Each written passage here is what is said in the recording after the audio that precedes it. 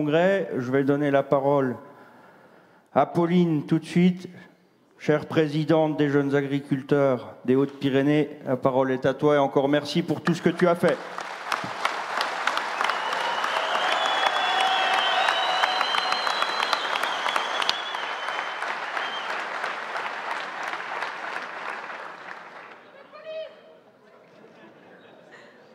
Je vais m'excuser pour ma voix. On est en 3e jour de congrès. Monsieur le ministre, Madame la préfète, Mesdames et Messieurs les élus, chers invités, chers JA. C'est un privilège auquel on a droit quand on assume la présidence du département qui accueille le congrès national de JA, de pouvoir prendre la parole devant les invités nationaux et le ministre. C'est un privilège dont je m'empare avec un peu d'appréhension. Vous l'imaginez, ce n'est pas un exercice que je fais tous les jours. Mais je le fais sans hésiter, parce que ce que j'ai à dire, au nom des jeunes agriculteurs des Hautes-Pyrénées, parlera beaucoup dans cette salle et ne pourra qu'appuyer les propos de Jérémy. Mais avant de rentrer dans le vif du sujet, je voudrais une nouvelle fois vous dire à tous, JA et invités, la fierté que les JA des Hautes-Pyrénées ressentent de vous accueillir pour ce congrès. J'ai une forte pensée ce matin pour mon réseau des Hautes-Pyrénées, à la fois pour l'équipe précédente qui a porté cette candidature et nous a mis sur les rails, pour le comité d'organisation présidé par Angélique, qui est à pied d'œuvre depuis des mois, et enfin pour tous les bénévoles qui ont rendu cet événement possible. Cela était avant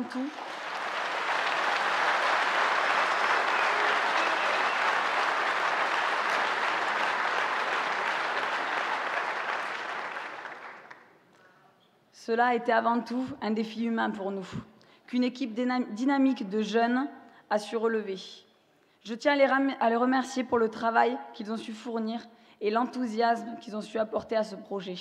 Merci encore à tous.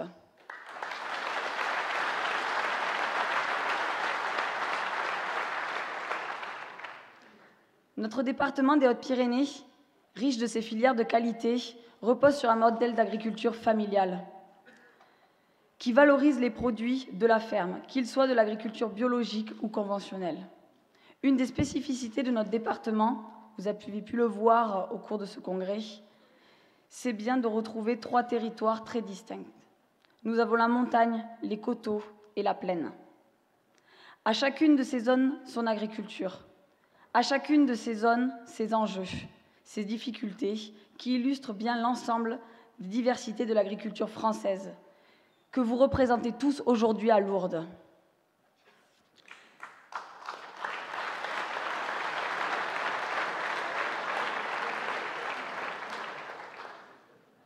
Tout d'abord, la montagne. La montagne, chez nous, c'est la moitié de notre département.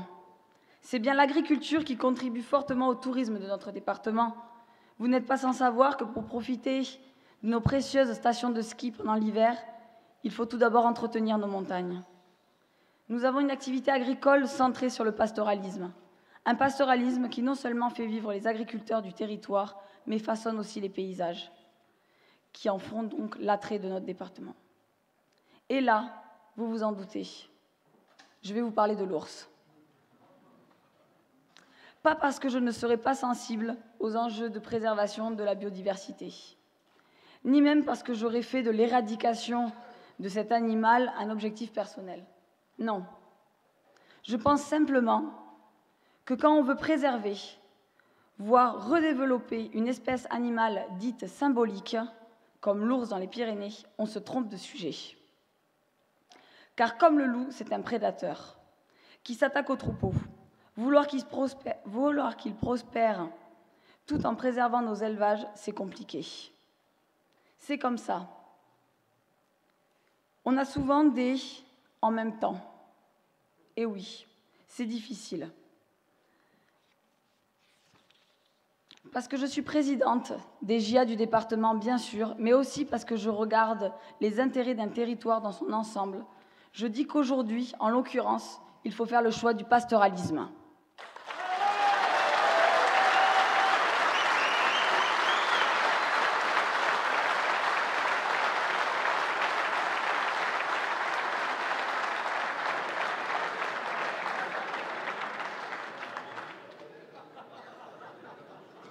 La préservation de la biodiversité est un défi global, complexe, qui doit impliquer tous les acteurs et qui ne peut s'incarner dans une seule espèce.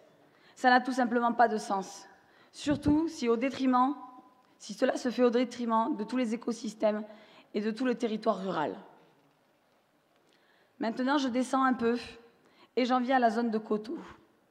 L'enjeu pour cette zone est tout autre. Il touche la redéfinition qui concerne, comme de nombreuses autres régions françaises, la carte des zones défavorisées. Pour les secteurs qui sortent du zonage, il a été annoncé à plusieurs reprises, Monsieur le ministre, qu'on allait trouver des solutions.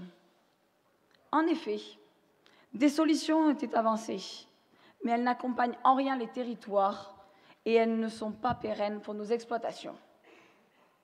J'ai fortement l'impression que c'est à nous seuls de les inventer, ces solutions.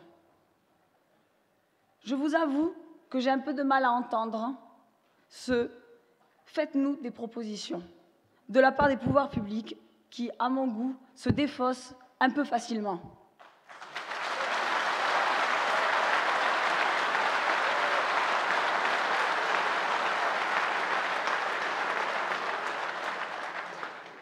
Ce que je sais, c'est que dans les Hautes-Pyrénées, l'élevage bovin joue aujourd'hui un rôle majeur dans l'entretien des paysages de l'Astarac. Ce que je sais, c'est qu'il ne suffira pas de créer des ateliers hors sol, au risque de déplacer le problème en déstabilisant les filières volailles et palmipèdes dans les zones voisines. J'attends que les solutions que nous devons trouver soient bien l'affaire de tous les acteurs. Maintenant, j'en termine avec notre zone de plaine. C'est une zone de grande culture, où la culture du maïs, emblématique de notre département, domine les paysages pour nourrir nos troupeaux et servir de tuteur naturel à nos célèbres haricots tarbés. C'est une zone à fort potentiel agronomique, mais tellement dépendante de l'irrigation. Nous avons la chance d'avoir ces montagnes, ces belles montagnes que vous voyez très bien aujourd'hui à Lourdes. C'est un véritable château d'eau pour nous, qui stocke l'eau pendant l'hiver. Il faut maintenant réaliser des ouvrages pour l'utiliser collectivement tout au long de l'année.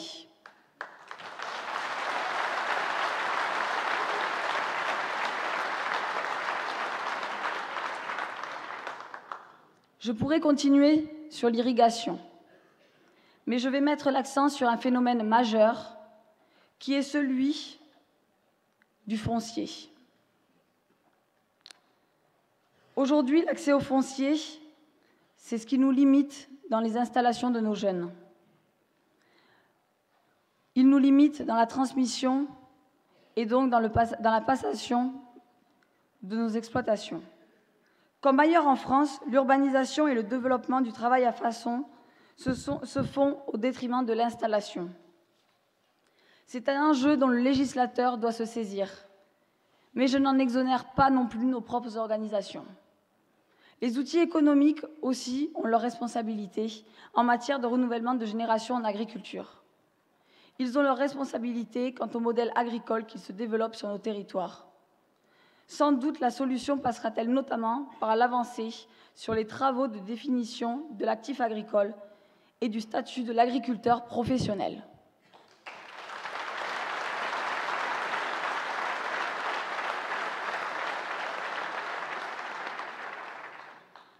La société, vous le savez, a de nouvelles attentes en termes de consommation. Et cela va nous amener, nous, agriculteurs, à opérer des changements dans nos modèles de production. Les jeunes agriculteurs des Hautes-Pyrénées n'ont pas attendu ce changement sociétal pour développer cette proximité homme-produit-consommateur. Nous savons que nous avons entre nos mains un métier d'avenir. Nous savons le promouvoir. Nous savons qu'il continue à se diversifier et à s'enrichir. Nous savons que les États généraux de l'alimentation doivent apporter à nos filières. Nous savons aussi en être acteurs. Et comme nous sommes sur une terre de rugby, je conclurai en vous disant que les jeunes agriculteurs et les OPA doivent être accompagnés par l'État pour transformer cet essai et ainsi installer nos jeunes avec un modèle qui leur permette de vivre de l'acte de production.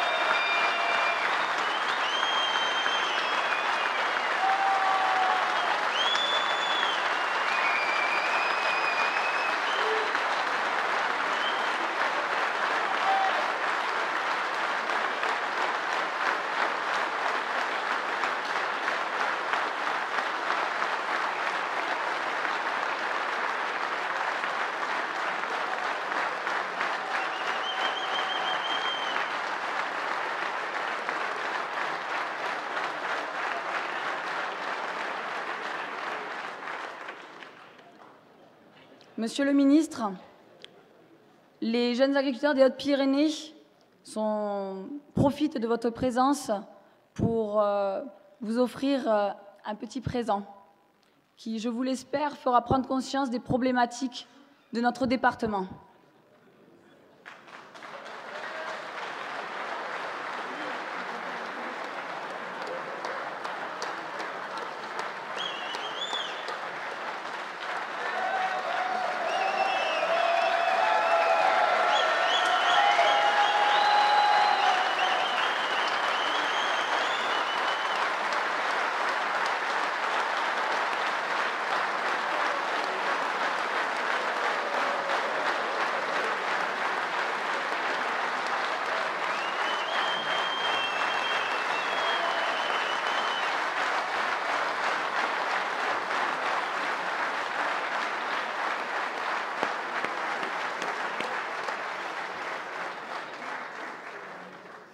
Aujourd'hui, les ours et les loups, nous les préférons en peluche.